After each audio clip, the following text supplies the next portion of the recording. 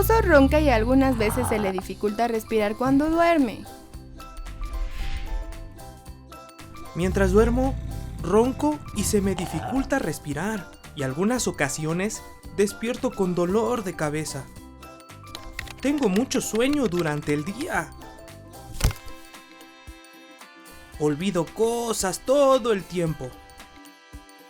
Me siento irritable. Tengo problemas para concentrarme. He subido de peso. Me siento deprimido. ¿Roncas o tienes problemas para respirar mientras duermes? Tal vez sufras de un desorden común del sueño llamado síndrome de apnea obstructiva del sueño, o SAOS. Acércate a Inframédica, nosotros hacemos el diagnóstico y ofrecemos el tratamiento para que vivas mejor.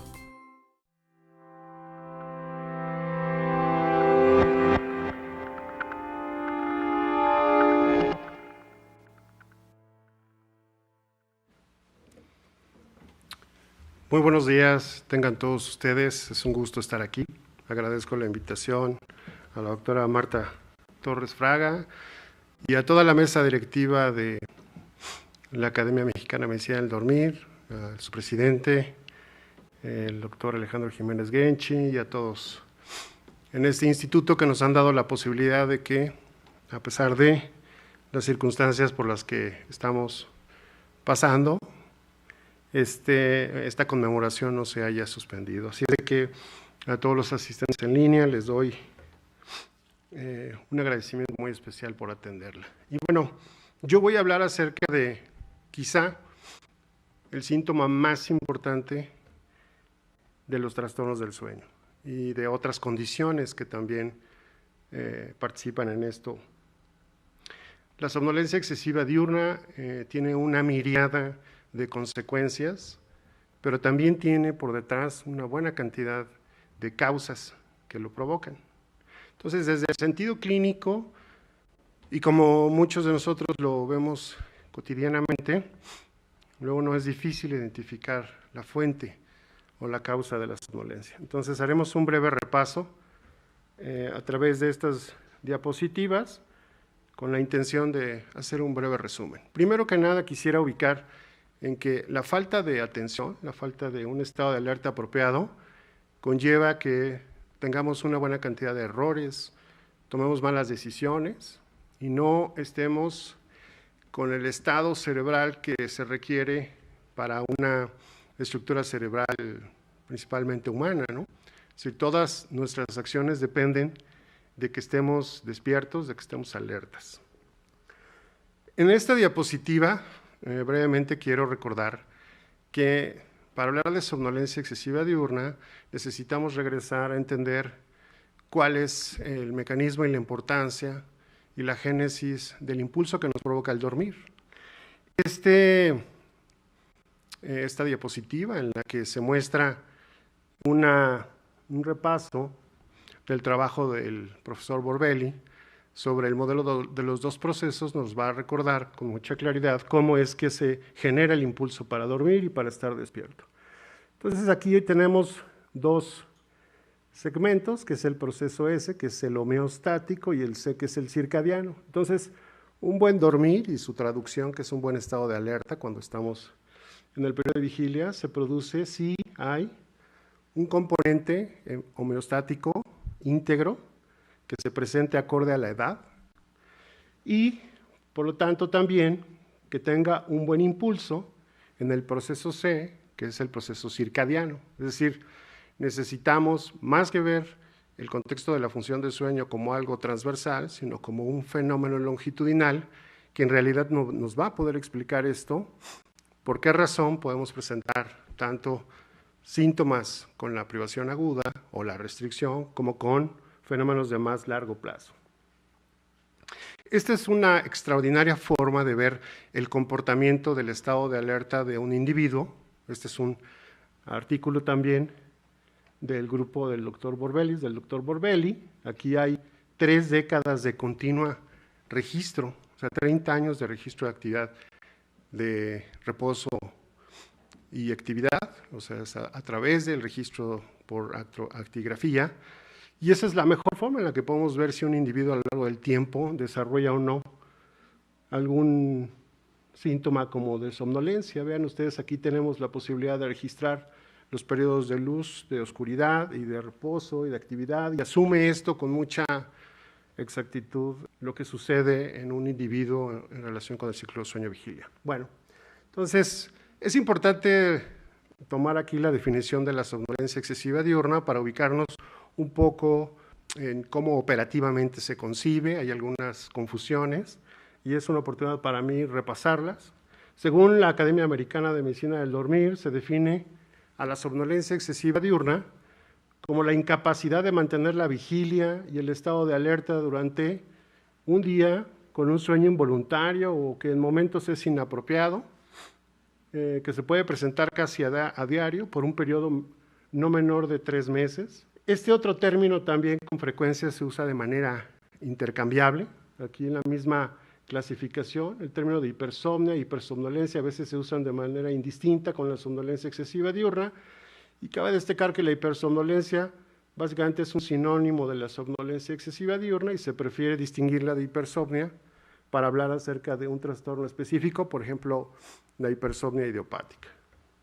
Pero hay otro síntoma que es la fatiga, y este es el que con más comúnmente nos encontramos dificultades para hacer un diagnóstico diferencial. Entonces, la fatiga se refiere a una falta subjetiva de energía física o mental. La fatiga clínica incorpora 3 componentes, presentes en grados variables en pacientes individuales, tanto la incapacidad para iniciar actividad, como una capacidad reducida para mantener la actividad, y una dificultad en la concentración y la memoria y la estabilidad emocional, a lo cual le llamamos fatiga mental. Entonces, con estas 3 definiciones nos vamos a encontrar con diferentes datos y diferentes diagnósticos. ¿Qué tan frecuente es la somnolencia excesiva diurna? Bueno, este estudio de la doctora Terry Young ha mostrado que alrededor del 10 al 25% de la población adulta, principalmente en los Estados Unidos, la padece, definida como una somnolencia excesiva diurna obtenida por una escala, en este caso de Epworth, con un puntaje de 10 o más puntos. Aquí traigo el trabajo del INER, de la doctora Selene Guerrero, que aquí se encuentra presente con nosotros y que me antecedió. Y quiero destacar unos datos en este trabajo que se obtuvo de la calidad y síntomas asociados al sueño. Es en la Encuesta Nacional de Salud de Medio Camino en el 2016. Bueno, hay un par de datos que son trascendentales, aquí los remarco. Los síntomas diurnos que se obtuvieron a nivel nacional y luego está diferenciado por hombres y mujeres. Entonces, es una estimación que nos acerca con mucho a lo que realmente está ocurriendo en el país. Fíjense ustedes cómo entre el 32.4% en la nación responden positivamente a cansancio o fatiga durante el día. De modo que este es un dato que llama mucho la atención, es un dato de alarma, pero hay otro dato todavía más valioso que debería de servir para hacer políticas de salud pública, sobre todo en el sentido de los accidentes vehiculares que vamos a mencionar más tarde. En toda la nación se encontró una estimación del 5.2%. Entonces, la gente que acepta estar somnolienta al momento de conducir es altísima. Y esa es una estimación nacional. En estos datos podemos ver que los hombres reportamos más somnolencia que las mujeres. Sin embargo, vean ustedes, regresando al punto de la fatiga, el reporte en los hombres es de 27.9 y el de las mujeres en 36.6, lo cual hace mucho sentido con los hallazgos clínicos con los que nos encontramos comúnmente. Bueno, entonces, este dato epidemiológico nacional debería de provocarnos a hacer una buena cantidad de campañas para evitar precisamente el estar conduciendo y en otras circunstancias con esta condición de somnolencia. ¿Cuáles son las causas de somnolencia? Pues, miren, el sueño insuficiente quizás sea una de las más comunes hoy en día porque habla de la restricción del sueño que cada vez tiene más la población, sobre todo joven, ¿no? Yo me incluyo en la población joven. Entonces, la restricción de sueño, la privación aguda, que es otro escenario, los estados crónicos de sueño insuficiente, son las principales ligas al sueño insuficiente. Pero también tenemos las enfermedades propias del ciclo sueño-vigilia, ¿no? La más conocida de ellas es la apnea obstructiva del sueño, pero hay otros trastornos respiratorios, los circadianos, los del movimiento, naturalmente las hipersomnias, ya sea la narcolepsia, la hipersomnia idiopática o algunos otros síndromes, trastornos médicos, principalmente neurológicos y condiciones clínicas como la enfermedad de Parkinson, esclerosis múltiple, distrofia. La misma obesidad y el hipotiroidismo condicionan un buen estado de somnolencia. Sin duda, los trastornos psiquiátricos, más del 50% de ellos lo padecen. El consumo de alcohol, por ejemplo, ¿no? La depresión atípica, la bipolar, las adicciones. Y el uso de fármacos, que es algo que con frecuencia no interrogamos o no se interroga en el consultorio. Vean ustedes, hasta los beta bloqueadores pueden inducir algún estado de somnolencia, antihistamínicos y otros muchos más conocidos. Entonces, las causas son muy comunes.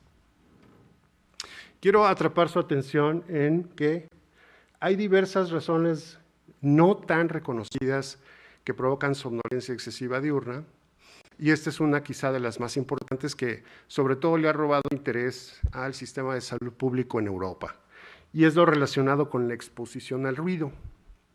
Entonces, la exposición al ruido durante la noche genera una buena cantidad de datos que infieren que el sueño se interrumpe de manera importante y ocasiona un día totalmente fatigoso, cansado, y genera somnolencia excesiva diurna. Ya la Organización Mundial de la Salud, a través de este compendio de resumen informativo sobre la exposición al ruido, destaca que cuando un individuo está dormido y está expuesto a un ruido de 40 decibeles o más, eso genera que el individuo no descanse bien, que se despierte incluso y que permanezca muchas horas despierto, y se ha asociado con altos niveles de somnolencia excesiva diurna. Más de 50 decibeles en la población, más de 55 decibeles, además de somnolencia excesiva diurna, genera un incremento en el riesgo cardiovascular.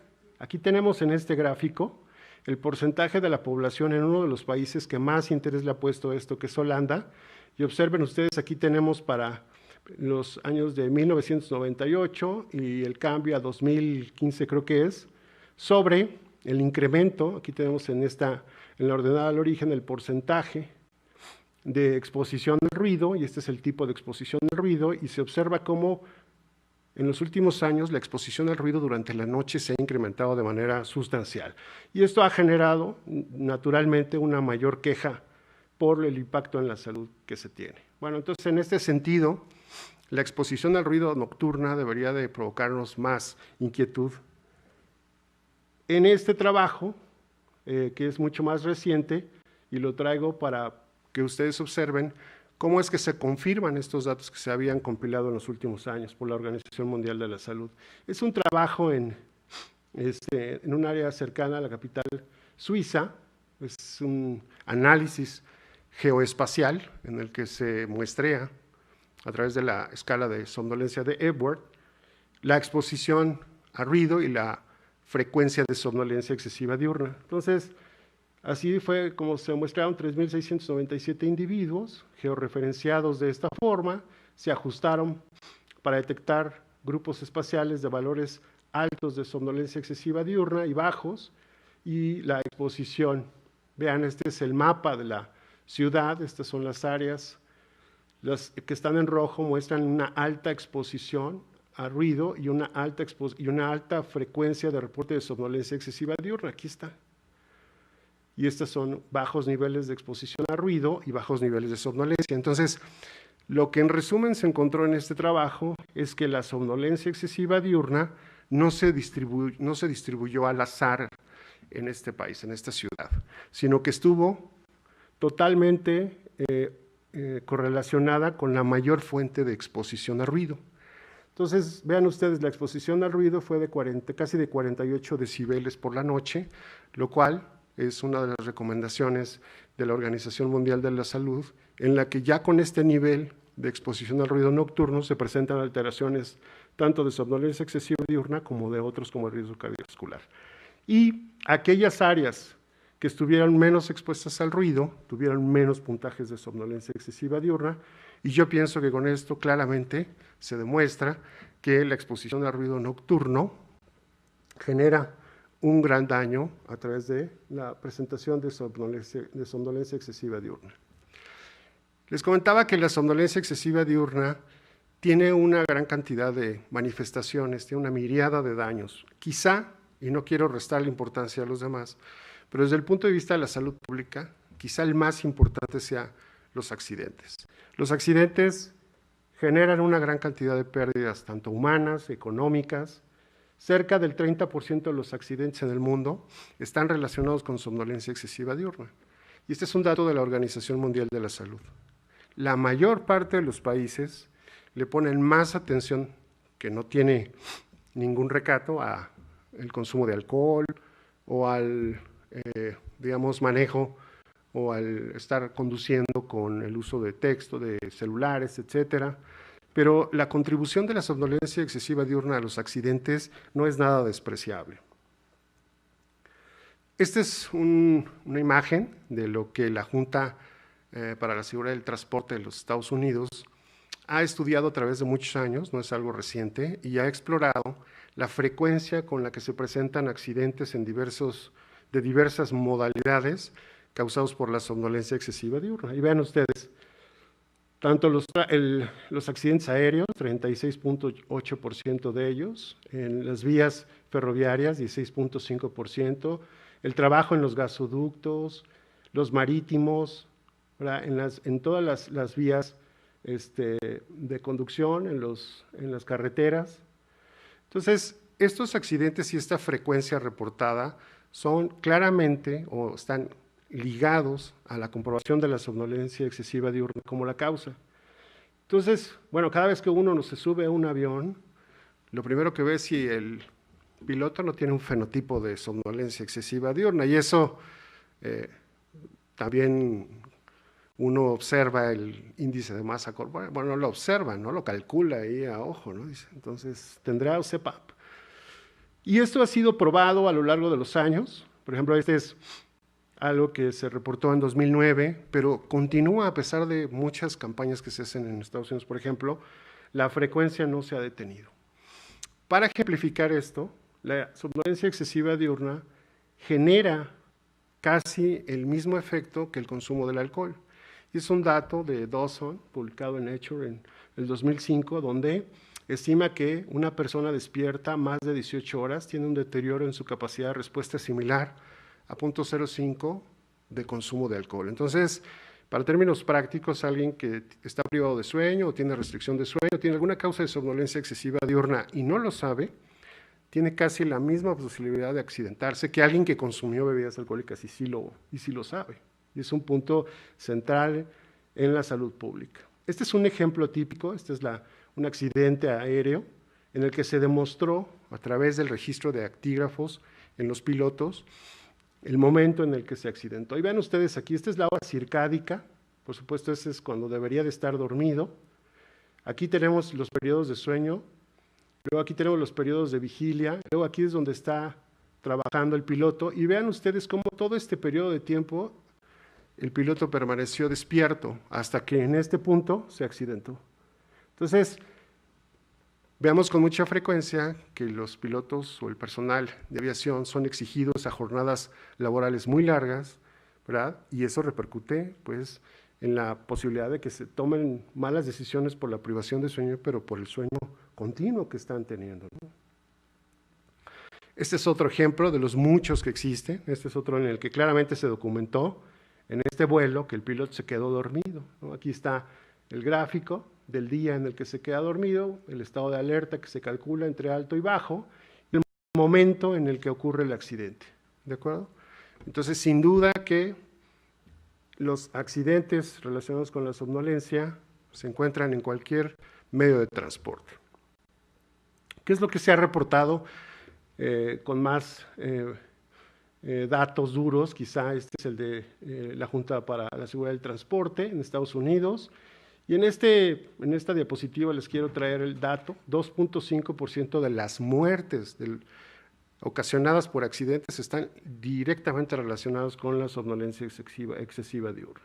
Aquí tenemos el dato, y además este porcentaje no ha cambiado mucho en los últimos años a pesar de las campañas que se han realizado, entre 2.3 y 2.5 de todos los accidentes que terminan con la muerte de al menos un individuo fueron ocasionados por la somnolencia excesiva diurna.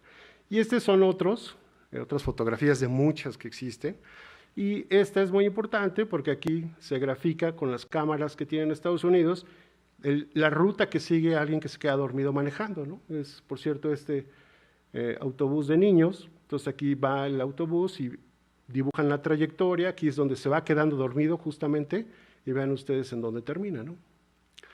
Entonces, las medidas para llamar la atención de los conductores, de todos nosotros, deberían de ser mucho más enérgicas para que podamos nosotros prevenir estos accidentes. Cuando se creó la Academia Mexicana de Medicina del Dormir, me tocó con la mesa directiva, la doctora Margarita Reyes, el doctor José Luis Carrillo y otros más profesores, recorrer pues muchos estados de la República, pues, llevando el mensaje de la importancia del sueño y de los trastornos de sueño, de la atención y el diagnóstico. Y estas dos diapositivas las traigo porque en aquella época el doctor José Luis Carrillo, antes de que diéramos las pláticas, se metía pues a internet y buscaba el accidente del día previo, ¿no? Entonces era tristísimo, ¿no? Lamentable, pero un día antes de que diéramos las pláticas sobre la importancia del buen dormir y del diagnóstico de los trastornos de sueño, encontraba siempre un accidente vehicular ocasionado, que por supuesto son datos subestimados, pero vean este es uno de los que en el 2010 se encontró, este es otro más terrorífico. Entonces esto está ocurriendo todos los días en nuestro país y desafortunadamente hay muy poca información al público en general y al público médico sobre la importancia que tiene de alertar sobre las medidas preventivas, ¿no? Para detectar pacientes que están somnolientos por cualquier causa. Voy a utilizar unos breves minutos para hacer una estimación de un reporte de los costos ocasionados por accidentes, en este caso es por apnea obstructiva del sueño. Este es un estudio que reportó la Academia Americana de Medicina del Dormir en el 2016, es un estudio que contempla una estimación del costo de la apnea obstructiva del sueño, es un estudio muy robusto, que tiene una gran cantidad de datos, y en especial yo voy a hablar acerca de los costos de la estimación de los accidentes provocados por somnolencia en pacientes con apnea de sueño. Entonces vean ustedes aquí, este es el documento que creó la Academia Americana de Medicina del Dormir en el 2016, y vean ustedes aquí el costo en billones, 26.2 de los pacientes que no han tenido diagnóstico en comparación con aquellos que tuviesen un diagnóstico y que tuviesen tratamiento, y observen ustedes cómo hay una disminución importantísima de 26.2 a 6.2. Entonces, el diagnóstico y el tratamiento tienen un gran impacto, ¿no? Hay otras causas por las cuales se siguen accidentando, pero el impacto del tratamiento de la apnea obstructiva del sueño reduce en 20 unidades la frecuencia de accidentes vehiculares, ¿verdad? También vienen otros accidentes en otros lugares de trabajo. Esta diapositiva, que es exactamente del mismo reporte, vean ustedes cómo viene desglosado con lujo de detalle la frecuencia con la cual hay accidentes y el costo que esto conlleva. Entonces, de acuerdo con la Academia Americana de Medicina del Dormir, cerca de todas las causas, 29%, y viene el cálculo, 328,000 accidentes ocurren cada año, y esto tiene un gran impacto en la economía de ese país y por supuesto en la de todo el mundo. Entonces, yo voy a hacer una conclusión sobre lo que acabamos de comentar, y lo que quiero recalcar es que la somnolencia excesiva diurna es una entidad clínica compleja, multidimensional y con un montón de causas, o sea, es de múltiple causalidad, que es difícil muchas veces de obtener el diagnóstico. Depende de cómo obtengamos la definición, es la prevalencia que vamos a encontrar, pero la principal repercusión en la salud pública es la frecuencia de accidentes.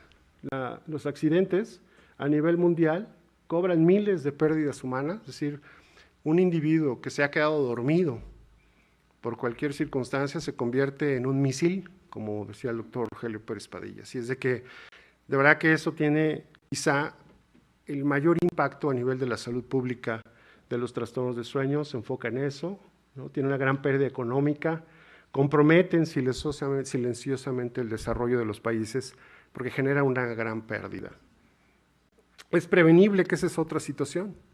No solamente en el estudio previo de apnea obstructiva del sueño, sino existen otros datos en la Comunidad Europea en la que el sistema de prevención, de alerta a la población general y de campañas educativas tiene una reducción importante en la frecuencia de accidentes por esta circunstancia. Yo agradezco, y con esto termino, a la mesa directiva y a todos los organizadores y al instituto por darme este espacio para comentarles y compartir con ustedes esta información. Muchas gracias.